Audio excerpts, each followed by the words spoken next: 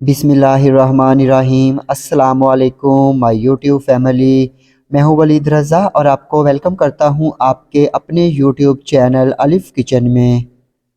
जी तो my YouTube family, आज मैं आप लोगों के साथ सॉफ्ट नरम और फूली फूली एकदम फुटबॉल के जैसी पूरियों की रेसिपी शेयर करूंगा, जिसमें हम बिल्कुल भी किसी बेकिंग पाउडर या बेकिंग सोडे का इस्तेमाल नहीं करेंगे। और इनको बनाना बहुत ही ज़्यादा आसान है। जो लोग कहते हैं कि उनसे फूली फूली नरम पूरियां नहीं बनती हैं, अगर वो भी इस वीडियो को पूरा वॉच करेंगे तो बिलीव मी वो भी पूरियां बनाने के एक्सपर्ट हो जाएंगे। तो आइए चलते हैं और जल्दी से फिर पूरियां बनाना शुरू करते हैं।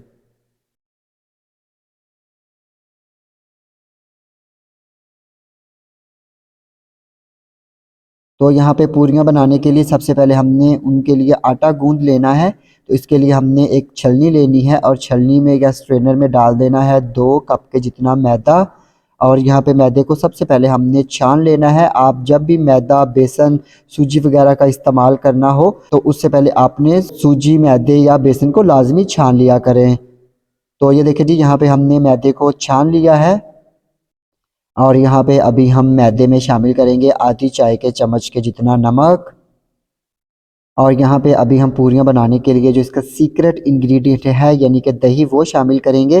तो यहाँ पे हमने इसमें 3 खाने के चम्मच के जितना दही शामिल कर देना है। और यहाँ पे हमने इन तमाम चीज़ों को एक मरतबा अच्छी तरह से मिक्स कर लेना है। तो दही शामिल करने से क्या होगा, एक तो पूरियाँ हमारी बिल्कुल सॉफ्ट नरम बनेगी और दूसरा इसमें थोड़ा सा खमीर आएगा, जिस तरह से पूरियाँ जो है बिल्कुल फूली फूली बनेगी। तो यहाँ पे हमने मैदे, दही और नमक को अच्छी तरह से कर लिया है मिक्स। और यहाँ पे भी हमने इसमें थोड़ा थोड़ा पानी शामिल करते जाना है और इसकी एक स्मूथ नरम डो हमने गूंद लेनी है। जो रोटियों वाला आटा होता है उससे थोड़ा सा नरम जो है वो पूरियों के लिए आटा गूंदा जाता है। तो अगर आप चैनल पे नए हैं तो जल्दी से चैनल को सब्सक्राइब कर लीजिए और बेल आइकन को प्रेस करना मत भूलिएगा, ताकि हमारी जितनी भी लेटेस्ट रेसिपीज़ हैं वो सबसे पहले आपको देखने को मिलें। तो ये देखिए जी, यहाँ पे आटे को हमने अच्छी तरह से मसल मसल के गूंदना है। जितना आटा स्मूथ होगा, सॉफ्ट होगा, उतनी ही पूरियाँ अच्छी बनेगी। तो यहाँ पे अभी हमने आटे को गूंद लिया है। अभी हम इसको कवर करेंगे और कवर करके हमने इसको 20 मिनट के लिए रख देना है, ताकि आटा थोड़ा सा फर्म हो जाए और फिर हम इसके बाद इसके पेड़े बनाएंगे। तो ये देखिए जी, यहाँ पे अभी हम लोगों ने जो पूरियों के लिए आटा गूंद के रखा था उसके हमने पेड़े बनाने शुरू करने हैं। तो यहाँ पे आपकी अपनी मर्ज़ी है कि आप पूरी का छोटा साइज़ रखना चाहते हैं, बड़ा साइज़ रखना चाहते हैं या दरमियाने साइज़ की पूरियाँ बनाना चाहते हैं। तो यहाँ पे हस्बे ज़रूरत हमने गूंदा हुआ आटा लेना है और आटा लेकर हमने इसको एक गोल गोल पेड़े बना के रख लेने हैं।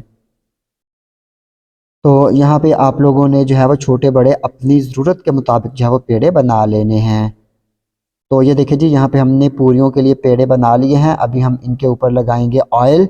और ऑयल लगाने के बाद हमने इनको कवर करके मज़ीद 20 मिनट के लिए रख देना है, ताकि जो हमने पेड़े बना के रखे हैं वो भी थोड़े से फर्म हो जाएं और फिर हम इनकी पूरियाँ बनाना शुरू करेंगे। तो यहाँ पे अभी हम लोग पूरियाँ बनाना शुरू करेंगे। तो हमने एक पेड़ा लेना है और इसको हमने हाथों की मदद से ही बड़ा कर लेना है, फैला लेना है। अगर आपसे पॉसिबल नहीं हुआ तो आप इसके लिए बेलन का इस्तेमाल भी कर सकते हैं।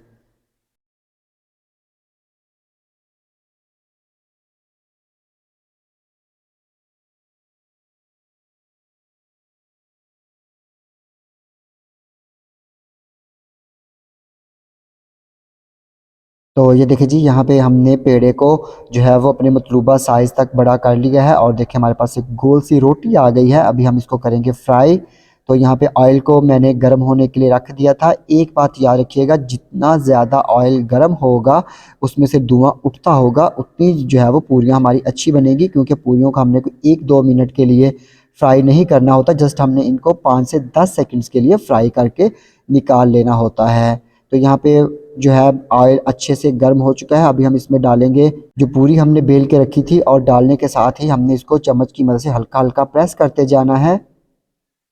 तो ये देखिए, इसके बाद हमने इसकी साइड चेंज करनी है और दूसरी साइड से भी हमने इसको जस्ट 5 सेकंड के लिए फ्राई कर लेना है। तो माशाल्लाह देखिए, पूरी हमारी कितनी अच्छी फ्लफ़ी फ्लफ़ी फूली फूली सी फुटबॉल के जैसी बन के तैयार हुई है।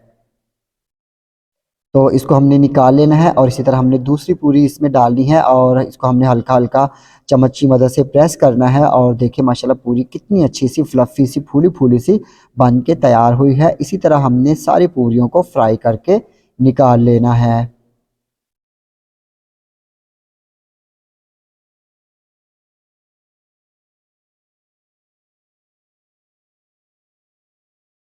तो ये देखिए जी, यहाँ पे हमने पूरियों को फ्राई करके रख लिया है और मैं अभी आपको चेक भी करवाता हूँ। ये देखिए माशाल्लाह कितनी सॉफ्ट जो है हमारी पूरियाँ बन के तैयार हुई हैं और एकदम बिल्कुल फुटबॉल के जैसी फूली-फूली भी। तो यहाँ पे आप इस रेसिपी को ज़रूर ट्राई कीजिएगा। आप इसको खीर के साथ एंजॉय कर सकते हैं, आप इनको चनों के साथ एंजॉय कर सकते हैं, जिसके साथ आपका दिल चाहे आप इन पूरियों को एंजॉय कर सकते हैं। तो मैं उम्मीद करता हूँ कि आपको मेरी आज की ये नरम और सॉफ्ट फूली-फूली सी पूरियों की रेसिपी यकीनन पसंद आई होगी। अगर आपको ये रेसिपी पसंद आती है, इसको लाइक कीजिएगा, कमेंट कीजिएगा और अपने फ्रेंड्स और फैमिली मेंबर्स के साथ शेयर करना मत भूलिएगा। तो इसके साथ ही अलिफ किचन से वलीद रज़ा को इजाज़त दीजिए। अल्लाह हाफ़िज़।